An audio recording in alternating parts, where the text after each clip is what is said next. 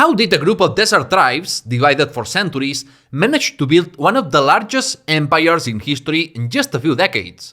What were the origins of Islam? And what made the Arab conquests so transformative? I'm David Cott, host of New History of Spain, and in episode 21 of the chronological series, I won't be discussing Spanish history, but instead the origins of Islam and the rapid Arab conquests leading up to the Muslim conquest of Hispania.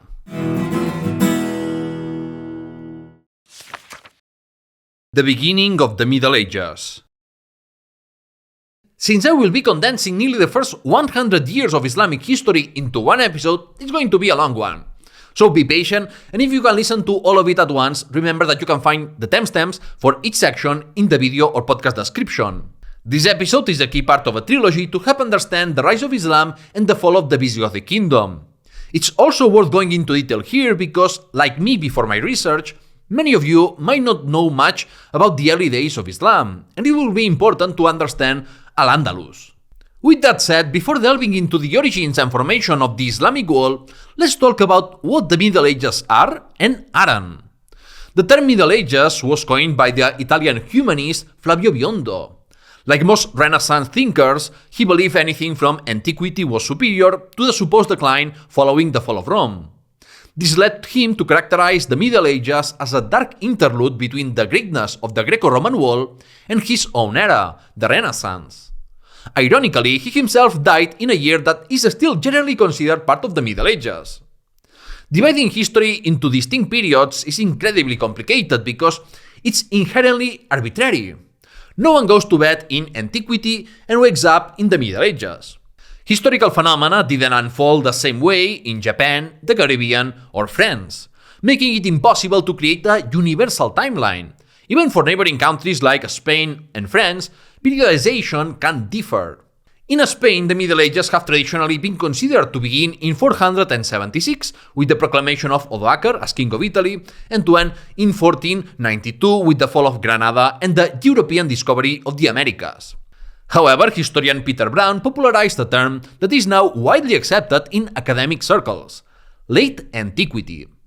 Late antiquity is defined as a transitional period between classical antiquity and the Middle Ages, typically spanning from the 3rd or 4th century to the 7th or 8th century, coinciding with the rise of Islam. For the history of Spain, it's most useful to mark the beginning of the Middle Ages with the Muslim conquest of the Iberian Peninsula in 711, as the fragmentation of the peninsula into multiple Christian and Muslim states will define Spanish medieval history. When we speak of the Middle Ages, we are talking about a very long period, over 1,000 years using the traditional timeline, and nearly 800 years if we count from 711 to 1492.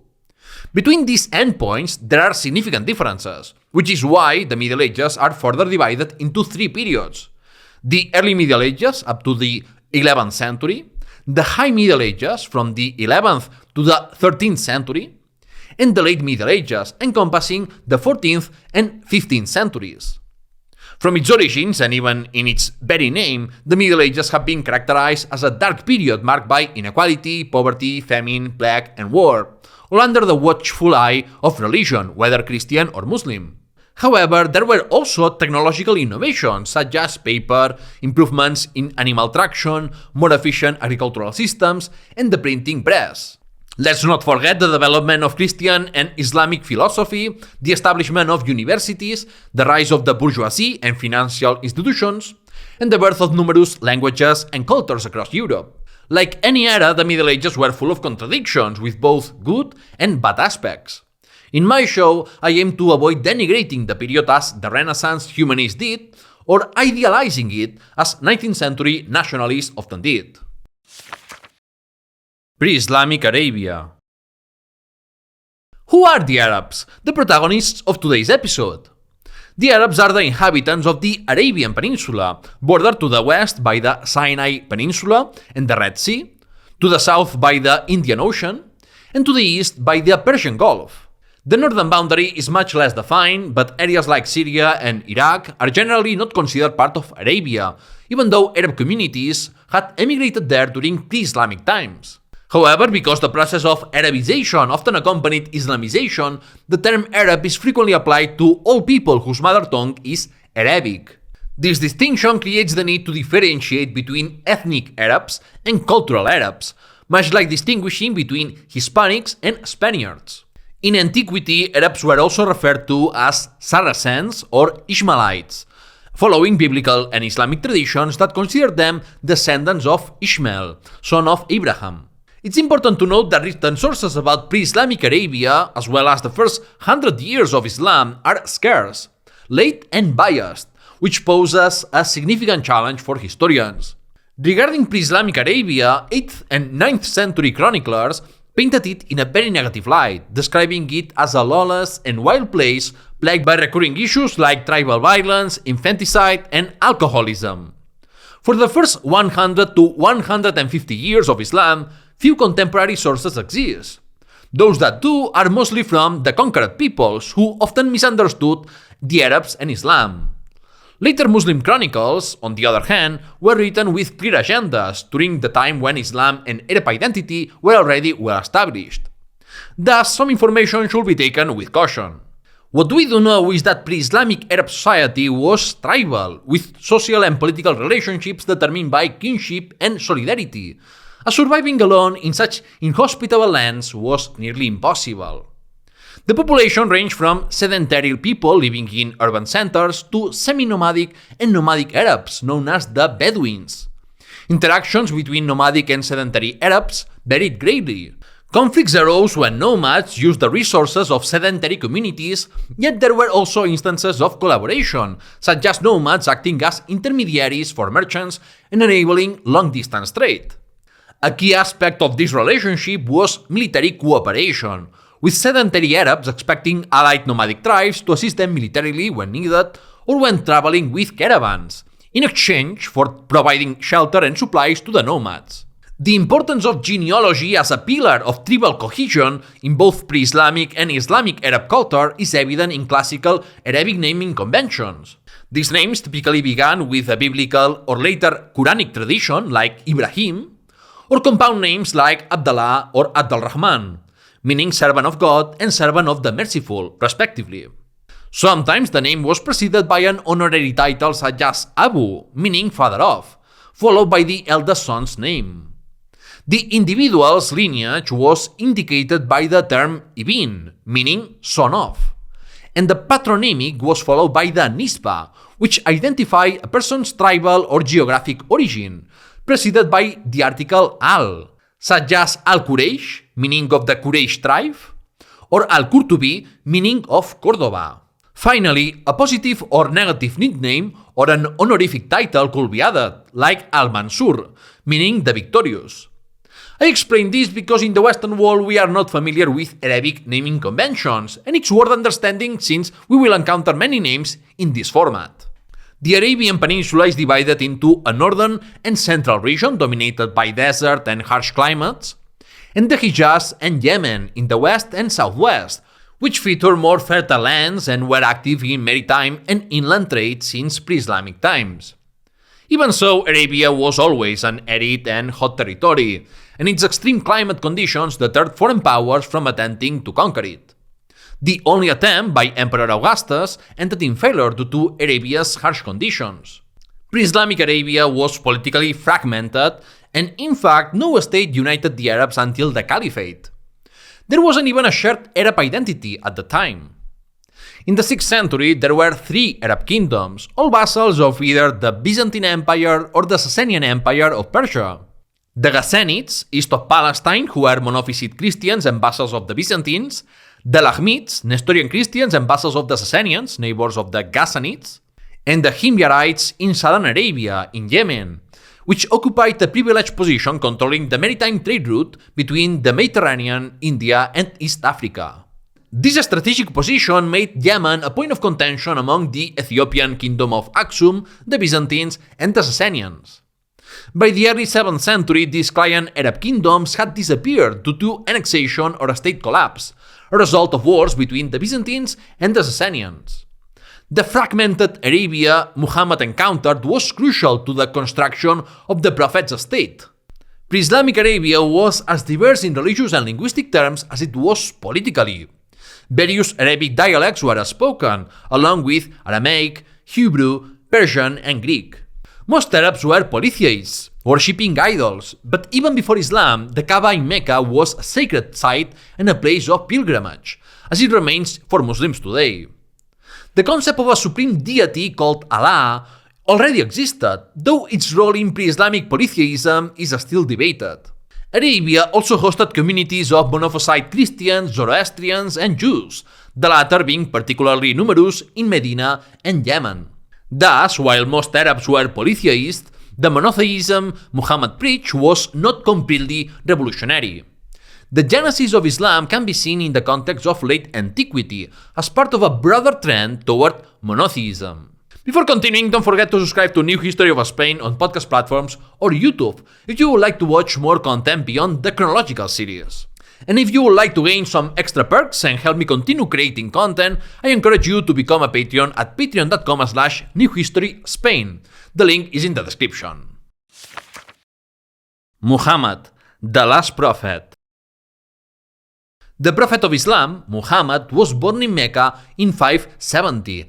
Around the same time, Leovigild was beginning his campaigns to consolidate the Visigothic kingdom of Toledo. Mecca was notable for its sacred Kaaba and long-distance trade financed by gold and silver mined nearby. The Quraysh tribe dominated the city, and Muhammad was born into this tribe, though his clan was a minor branch without political power. Orphaned early in life, he was raised by his grandfather and later his uncle. As a result, he grew up alongside his cousin Ali, who later became his son-in-law by marrying his daughter Fatima, and eventually the fourth and final caliph of the Rashidun Caliphate.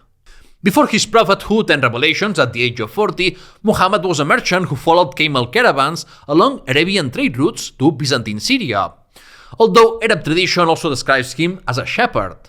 While it's possible that he did work as a shepherd, this portrayal may have been intended to draw a parallel between tending a flock and leading the Arabs with God's message.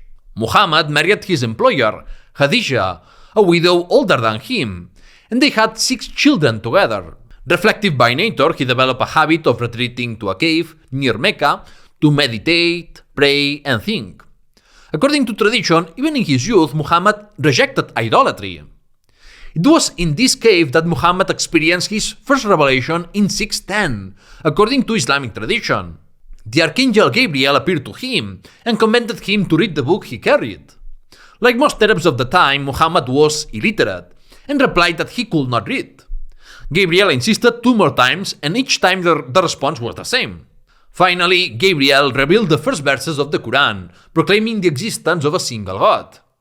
As was customary among Arabs, Muhammad memorized the message to recite it rather than writing it down. Shaken and unsure if he had gone mad, Muhammad fled the cave and returned home to tell Khadija. She calmed him, assuring him that God would not harm an honest man like him. Her unwavering support and belief in him made her the first Muslim. Encouraged by her words, Muhammad accepted his mission as God's messenger, marking the beginning of his life as a prophet. He soon shared his revelation with trusted family and friends, who became his first followers, the companions of the prophet, among them the future 4 caliphs of the Rashidun Caliphate. From his network of relatives and friends, a small but emerging Muslim community began to form in secret, fearful of persecution by Mecca's polytheistic elites. Thus, in the eyes of Muslims, began Muhammad's journey as God's final prophet. What is Islam?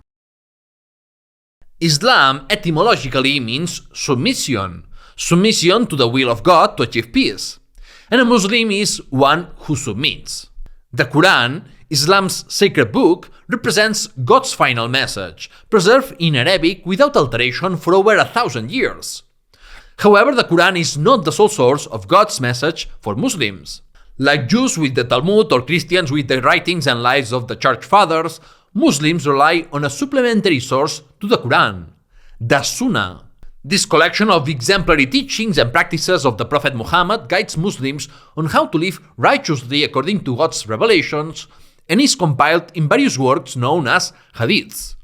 Unlike Jesus for Christians, Muhammad never claimed to be God, but rather his last messenger, without denying that Abraham, Moses, Jesus, and others were also prophets. In this sense, Islam predates Muhammad, as the Quran represents only God's final word, the same supreme and singular God worshipped by Jews and Christians. Like Jesus, Muhammad believed the world had strayed from Abrahamic monotheism and the messages of previous prophets. His mission was to restore Arabs and humanity to the one true religion. From the Islamic perspective, within the Abrahamic religion, Judaism is like Charmander, Christianity like Charmeleon, and Islam like Charizard. So why wouldn't you want Charizard? The Quran emphasizes strict monotheism, insisting that people must worship and submit solely to one God. Unlike Catholicism, Islam does not embrace the concept of Trinity. Like Christianity, it warns of a final judgment where all souls will account to God, who will decide whether they go to heaven or hell. But Islam is not just theology. Many of its messages address the social issues prevalent in pre-Islamic Arabia. Islam is more than a religion, it's a system of governance and a way to regulate every aspect of life. Muslims become part of the Ummah, the community of believers. And Muhammad's message was revolutionary because it encouraged them to replace tribal loyalty with solidarity within the Ummah. Islamic law, or Sharia, serves as a moral code to guide Muslims and prohibit what is considered evil. However, not all Muslims interpret these laws, derived from sources like the Quran or the Sunnah, the same way. As with any legal or religious system, interpretations vary on issues such as inheritance, commercial contracts, theft, adultery, or relationships with Jews and Christians. Like many sacred texts, the Quran contains messages that are sometimes contradictory or open to interpretation. Islam has 5 basic principles, 5 pillars that guide any good Muslim. The first is the Shahada, which declares that there is no God but God, and Muhammad is his messenger. The second pillar is the Salah, or prayer, which must be performed 5 times a day facing Mecca. The third pillar of Islam is the Zakat, which is an obligatory alms collected to help the poorest Muslims. The fourth principle is the Sawm, or fasting from food, water, and sex during the daylight hours of the month of Ramadan. And finally, the fifth pillar is the Hajj, the duty to make the pilgrimage to the Kaaba in Mecca at least once in a lifetime if possible. Islam lacks a central authority or hierarchical structure like the Catholic Church, which has bishops, clerics, and monks. Another difference from Christianity is that while Islam proclaims itself a universalist faith, the Prophet's message of equality does not erase its elements of ethnic or cultural identity. Since the Quran, believed to be God's final message, was revealed to the Arab people in Arabic, many Arabs viewed themselves as divinely favored, similarly to the Jewish concept of being a chosen people. For this reason, the Islamization of a society has often led to its Arabization, adopting the Arabic language, the language of God's final message, and other Arab cultural traits such as naming conventions and clothes. The Hijrah and the Constitution of Medina. Returning to the political history of early Islam, as I mentioned earlier, the Muslim community remained secretive during the initial years following Muhammad's first revelation. This was because his message of a monotheistic religion and a more just and egalitarian society was dangerous and disruptive to the social order of Mecca. However, according to Islamic tradition, in 613, God commanded Muhammad to openly proclaim his message, which led to conflicts with the Meccan elite.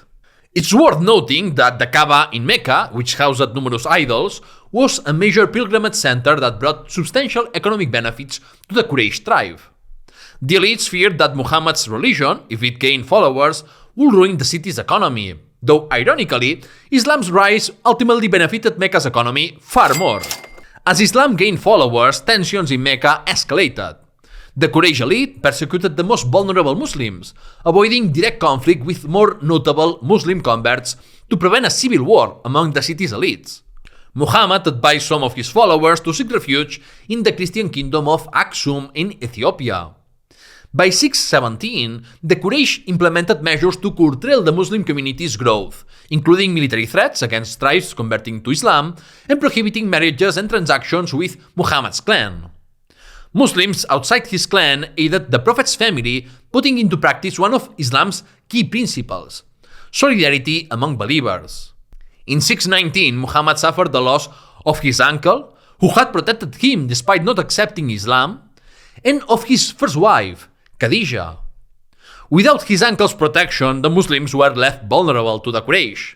Muhammad began seeking other cities willing to host his community, eventually finding refuge in Yathrib, later known as Medina, in 622. A group of Arabs from Yathrib had heard of Muhammad's reputation as a mediator and invited him to resolve the city's tribal conflicts. This migration to Medina, known as the Hijrah, was so pivotal in Islamic history that it marked the beginning of the Islamic calendar. With this move, the Muslims transitioned from a persecuted minority in Mecca to forming the first Islamic state in Medina, with Muhammad as its supreme authority. Muhammad's political, social, and religious leadership was codified in what is now called the Constitution of Medina, a testament to his political and diplomatic skills. Sharia law was implemented in Medina. Pre-Islamic practices like an eye for an eye were prohibited, and the city was declared sacred. Although it remains a controversial topic among historians, it seems that during this time the term Ummah not only included Muslims, but also encompassed those who accepted Muhammad's political authority, including the many Jews living in the city. The Constitution of Medina became an important model for the treatment of dhimmis, Jews and Christians, who were granted the right to practice their faith. By including them in the Ummah, they were also given responsibilities such as providing military assistance in times of war. This framework laid the groundwork for the political structure of future Islamic states.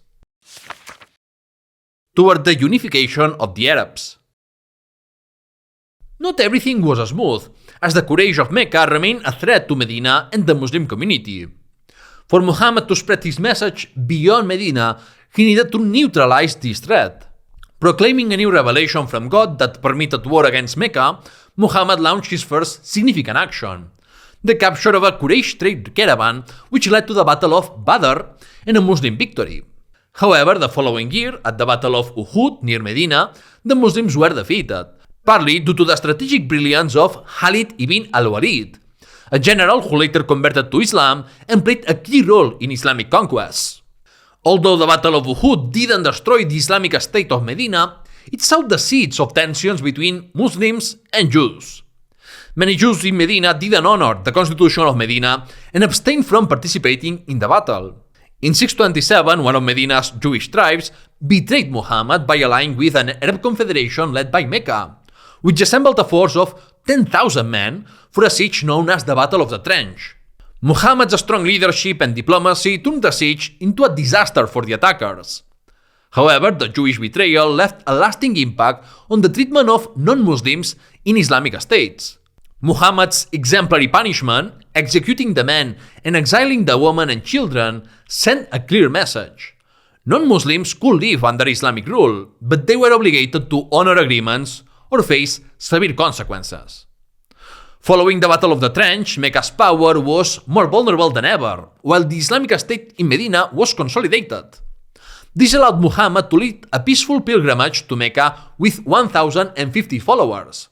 Armed only lightly, they sought to enter their hometown peacefully. The Quraysh faced a difficult decision, but as guardians of the Kaaba allowed the unarmed Muslims to enter the city. A peace treaty was agreed upon between Medina and Mecca, enabling other Arab tribes to make agreements with Muhammad and accept Islam. Among the new converts was Khalid ibn al-Walid, who became one of Muhammad's most trusted generals. In 630, an allied tribe of the Quraysh attacked Muhammad, ending the peace between Medina and Mecca. With newfound support from across Arabia, Muhammad marched on Mecca with an army of 10,000. Apart from minor skirmishes, the conquest was bloodless. Only 8 years after his forced exile, Muhammad returned triumphantly to Mecca, destroying the idols of the Kaaba, a victory seen as a triumph of Islam over polytheism, truth over falsehood. From the Islamic perspective, this marked the end of what is known as Jahiliyyah, the age of ignorance and moral decadence. Muhammad successfully created a political and religious framework that transcended traditional Arab tribal ties, fostering a shared Arab identity and uniting their strength to achieve what had previously been impossible. While overcoming tribal divisions was not a task that could be completed in one generation, and indeed they were never entirely overcome, Muhammad laid the foundations for the unification of Arabs under the banner of Islam. At over 60 years old, after a period of illness and weakness, Muhammad died in the arms of his third wife, Aisha, on June 8, 632. The Rashidun Caliphate and the Great Arab Conquests. The death of the Prophet Muhammad sent shockwaves through the Muslim community and marked a critical political turning point.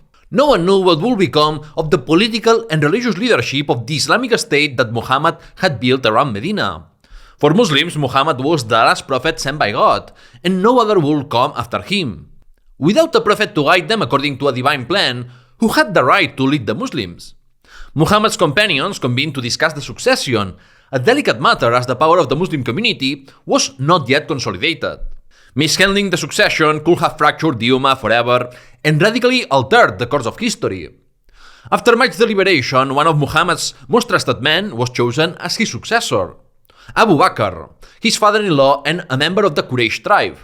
Abu Bakr assumed the title of Caliph, meaning deputy of God, although later scholars from the 9th century redefine it as successor to the messenger of God to diminish its authority. Sunni Muslims, the majority, believe Muhammad did not specify who should succeed him or what form that leadership should take, making the Caliphate an innovation. However, not everyone agreed with Abu Bakr's selection. Among the dissenters was Ali, Muhammad's cousin and son-in-law, who, according to Shia Muslims, had been designated as Muhammad's heir before his death. Ali also held the legitimacy through his marriage to Fatima, the Prophet's only child to have descendants. The Caliph was tasked with obeying God and following Muhammad's example as both a statesman and a religious leader, guiding Muslims to rigorously follow Islamic principles and spreading God's message and political power worldwide. Thus began what is known as the Rashidun Caliphate, also called the rightly guided or Orthodox Caliphate. From an Islamic perspective, this period is often seen as the golden age of Islam, a time when military and religious success went hand in hand. This nostalgic view has led many conservative or jihadist movements to idealize the Rashidun Caliphate as a model for an Islamic state, though nostalgia often glosses over the negative aspects. Abu Bakr ruled for 2 years, distinguished by his military campaigns and efforts to preserve the unity of Arabs and Islam. Many Bedouin tribes in Arabia believed their allegiance to Medina ended with Muhammad's death and took the opportunity to reject its authority. Additionally, what in the view of Islam were false prophets appeared and led some of the Arab revolts in an attempt to replace Muhammad's role. This period of rebellion is known as the Ridda Wars or Wars of Apostasy. Abu Bakr tasked Khalid ibn al-Walid, nicknamed the Sword of God, with quelling these uprisings. Khalid, known for never losing a battle in which he participated, decisively defeated the rebel tribes one by one. Within little more than a year, Khalid consolidated Islamic control over the Iberian Peninsula, uniting all Arabs into a single state. A significant consequence of the Ridda Wars was the high number of Muslim casualties, including many who had memorized the Quran. This loss prompted Abu Bakr to compile the Quran in written form to prevent its content from being lost or altered, a task completed under the third caliph, Uthman. After navigating a complicated succession and internal rebellions, Islam and the state Muhammad had founded survived these challenges, paving the way for the great Arab conquests in all directions. Abu Bakr died in 634, naming Umar, another of Muhammad's fathers-in-law, as his successor. With Arabia unified under the Rashidun Caliphate, the Arab way of life centered on intertribal warfare was no longer viable. The military strength Arabs had consolidated in their newfound unity was now directed northward against their powerful neighbors, the Byzantine and Sasanian empires. What began as small raids along the Byzantine frontiers of Syria and Palestine and the Persian frontier of Mesopotamia quickly escalated into full-scale conquests. What began as small raids along the Byzantine frontiers of Syria and Palestine and the Persian frontier of Mesopotamia quickly escalated into full-scale conquests. By 640, Arab forces had captured these territories, including the Sasanian capital and Jerusalem, which surrendered under a treaty. The Arabs' policy of respecting the lives, property, and religion of the conquered peoples in exchange for tribute minimized resistance from the local populations. They maintained existing administrative systems for many years, continuing to use Greek and Persian for official purposes. Byzantine Emperor Heraclius was unable to halt the relentless Arab advance, leading to the loss of Egypt and eastern Libya by 642. In just 2 decades, the Byzantine Empire had lost its wealthiest and most populous eastern provinces, including key ports and shipyards, to a people who had been considered no threat only years earlier. To the east, the Arabs conquered much of the Iranian plateau, leading to the collapse of the centralized Sasanian state, though resistance from local powers in more mountainous regions meant the conquest of Iran would continue for decades. The spoils of these wars, including land and abandoned estates, were distributed among the Muslim community. Arabia received unprecedented wealth, enriching the elites of Medina and Mecca to the point of causing inflation and social unrest. However, Arabia also experienced population losses due to emigration and war.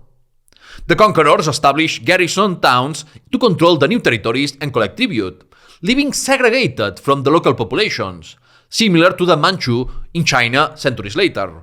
How did the Arabs go from being a fragmented, stateless people under Byzantine and Sasanian influence to conquering the entire Sasanian Empire and much of Byzantine territory in just a few years? This question has intrigued historians for centuries, with the rapid Arab conquests often compared to the later Mongol conquests. The most commonly cited explanation is the weakness of the Byzantine and Sasanian empires, both exhausted from prolonged wars with each other. Both empires faced internal crises and rebellions, and the rulers struggled to impose religious unity. The Byzantines also faced other challenges: Bulgars and Slavs on the Balkan front, Lombards in Italy, and Berber tribes in North Africa. Another key factor was the collapse of the Arab client kingdoms of both empires, creating a power vacuum that Muhammad and his successors knew how to fill. The successes of Muhammad and the early caliphs in uniting the Arabs and launching military campaigns ensured that the newly established Islamic State would not collapse under internal pressures. The early caliphs saw military expansion not as a means of spreading Islam, but as a strategy to maintain unity and enrich the nascent state. Conversions were slow and not forced. In fact, some historians argue that during the Rashidun Caliphate and most of the Umayyad Caliphate, Islam was seen as an exclusive religion for Arabs, with conversion being difficult due to segregation between conquerors and the conquered. Arab conquests were driven more by imperial ambitions than religious zeal. The conquered peoples were primarily required to pay taxes, as even in those days, no one could escape taxation. It was the unification of Arab tribes under a common imperial enterprise that enabled the rapid expansion of the caliphates, later bolstered by conscripts from conquered peoples, but always under Arab leadership. Umar, celebrated for his leadership, died in 644, assassinated by a Persian slave. On his deathbed, he convened a council of 6 prominent Muslims to select a new caliph. They chose Uthman, a son-in-law of Muhammad and member of the influential Umayyad dynasty. Uthman appointed family members to key positions, including his cousin Muawiyah as governor of Syria, a move that centralized power but also provoked accusations of nepotism. Uthman's military achievements included creating a navy to counter Byzantine offensives, securing Egypt, raiding Cyprus and Crete, and advancing in Iran, Armenia, and Central Asia. Despite these successes, Uthman's favoritism toward his family and the unequal distribution of war spoils fueled opposition. In 656, rebels from Egypt surrounded Uthman's home in Medina. Refusing to order his supporters to fight or to accept Syrian reinforcements, Uthman sought to prevent Muslim bloodshed in the Prophet's city. However, the rebels stormed his house and killed him, marking the first instance of a Muslim caliph being killed by other believers. This event shattered the unity of the Islamic community and plunged the Ummah into turmoil. The first Fitna in Islam. The Arab rebels from Egypt sought to appoint a caliph on their own. Once again, they offered the caliphate to Ali, due to his status as one of Muhammad's most respected companions and as his cousin and son-in-law. However, Ali hesitated, unwilling to have his legitimacy as caliph tied to the support of the rebels. Prominent figures in Medina insisted that no one else was better suited for the role, and eventually Ali was proclaimed Caliph, though not universally accepted. Ali faced a significant dilemma over the assassins of Caliph Uthman. If he didn't punish them, the governor of Syria, Muawiyah, had vowed not to recognize him as Caliph, and there was widespread sentiment that the rebels deserved severe punishment. Conversely, some argued that the assassination was justified, viewing Uthman as a tyrant. Pragmatically, the rebels still controlled the caliphal capital, Medina, and executing them could have led to Ali's own assassination. True to his characteristic indecisiveness, Ali neither punished nor pardoned the rebels outright. Instead, he moved his court to Mesopotamia, his power base. Meanwhile, some companions of the Prophet and Muhammad's widow, Aisha, raised an army and marched to Iraq, accusing Ali of failing to avenge Uthman's death. This confrontation marked the beginning of the first Fitna, or civil war within the Muslim community, though underlying causes included discontent due to the slowdown in conquests and a decline in spoils. Ali defeated this army, but Muawiyah openly rebelled, accusing Ali of complicity in his cousin Uthman's murder. This culminated in one of the most significant battles in Islamic history, the Battle of Siffin. The forces of Ali and Muawiyah clashed, suffering heavy losses. The battle halted when Muawiyah's troops tied pages of the Quran to their spears, proposing a ceasefire and arbitration by neutral judges to determine the legitimacy of Uthman's assassination. Ali's camp reluctantly agreed, but a faction of his supporters defected, arguing that it was blasphemous to let humans settle a matter that only God could decide in battle. These defectors became known as the Harajites, meaning those who exit, marking the emergence of the three main sects in Islam: Sunnis, Shia, and Harajites. Initially, these divisions were political, but over time they evolved into doctrinal differences. For instance, the Harajites believed that the most virtuous Muslim, regardless of ethnicity or descent, should be Caliph, reflecting Muhammad's egalitarian message. In contrast, Sunnis accepted only Quraysh Arabs, while Shia insisted on descendants of Muhammad through bloodline. The arbitration's verdict had little impact, as Ali's support waned, while Muawiyah's backers declared him Caliph. Ali faced the challenge of suppressing the Harajites, who were wreaking havoc in Iraq. Though he defeated them and drove the movement underground, Muawiyah consolidated his control over Egypt in 658 and over Medina and Mecca by 660. The Harajites failed in their attempt to assassinate Muawiyah in Damascus, but they succeeded in killing Ali in 661, bringing the first Fitna to an end. The establishment of the Umayyad Caliphate of Damascus. Ali's death marked the end of the Rashidun Caliphate and the beginning of the first hereditary dynasty in Islamic history, the Umayyad Caliphate, headquartered in Damascus. With this shift, Arabia was relegated to being the spiritual center of Islam, while the political center moved to the Caliphate's wealthier provinces in Syria. This was a pivotal change for the Arab Empire. Ali's son had been nominated as his successor, but he abdicated in favor of Muawiyah, acknowledging him as the only leader with the support and resources necessary to reunify the Ummah, the Muslim community. Muawiyah, the founder of the Umayyad Caliphate, remains a highly controversial figure. On the one hand, he continued Arab expansion and preserved the unity of Islam and the Arabs, preventing the collapse that had befallen other empires. On the other hand, he had opposed Ali and transformed the Caliphate into a monarchy. Muawiyah adopted the trappings of a Byzantine or Sasanian ruler, including the throne and court, and prayed in a separate area of the mosque to avoid assassination. This marked a departure from the modest, ascetic model of leadership attributed to the four Rashidun caliphs. To maintain Arab unity, Muawiyah continued expanding the Caliphate through military campaigns, founding the Arab city of Kairouan in modern Tunisia under the general Uqba ibn Nafi, and launching an unsuccessful siege of Constantinople.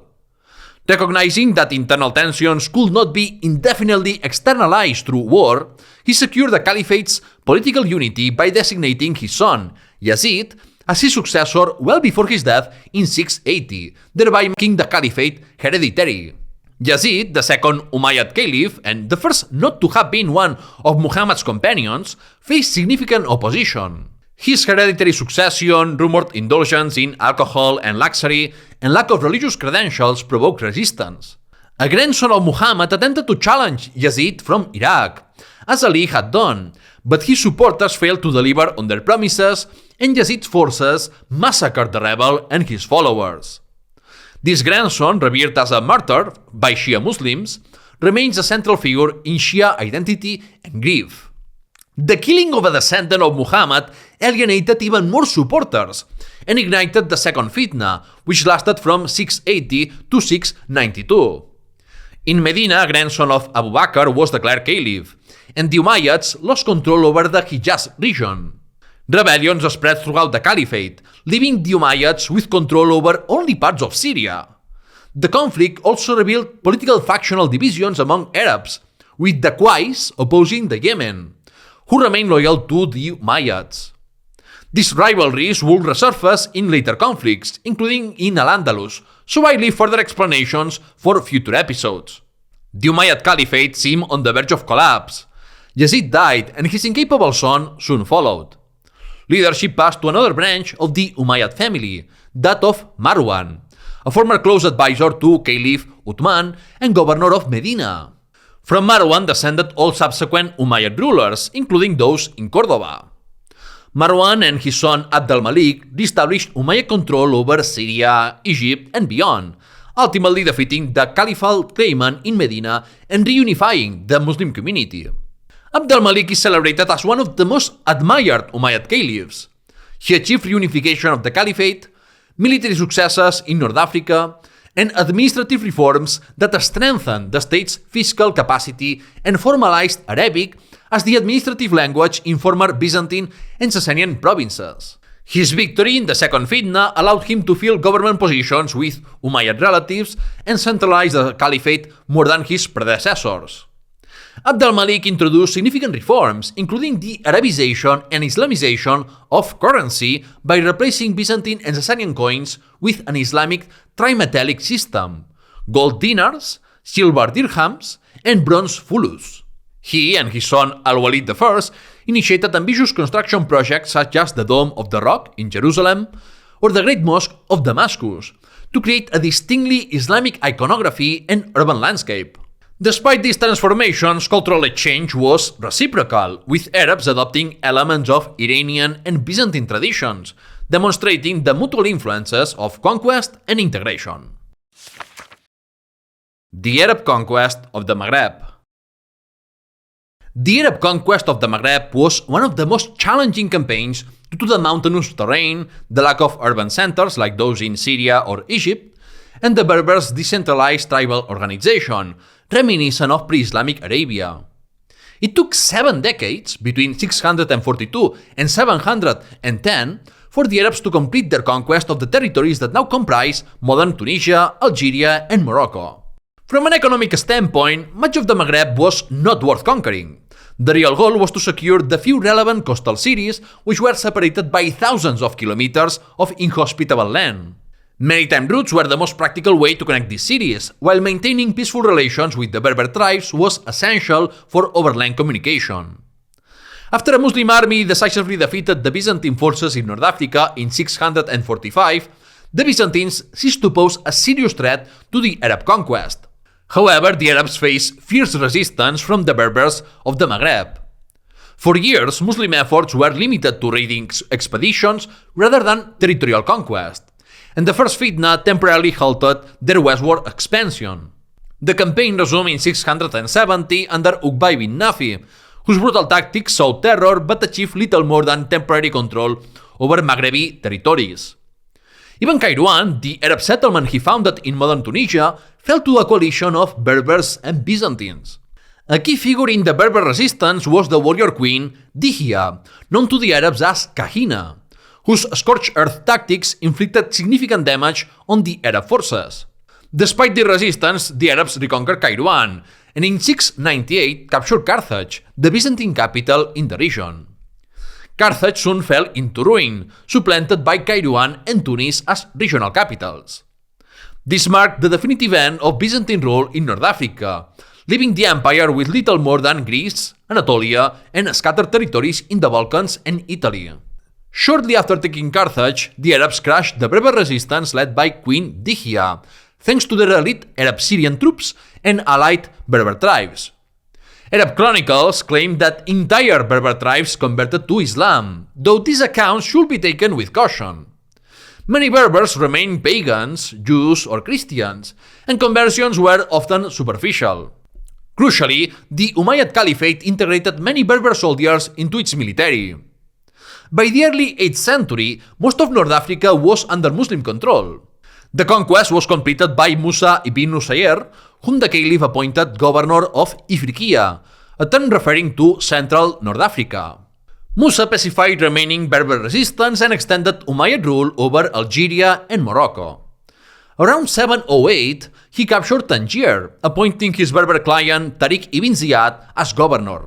The Arabs enslaved many Berbers as spoils of war and incorporated others into the Umayyad army, an important dynamic to consider in understanding Berber integration into the Umayyad Caliphate and Islam. The Umayyad forces reached the southern Atlas Mountains in Morocco and captured Ceuta. I will discuss the figure of Count Julian of Ceuta in the next episode.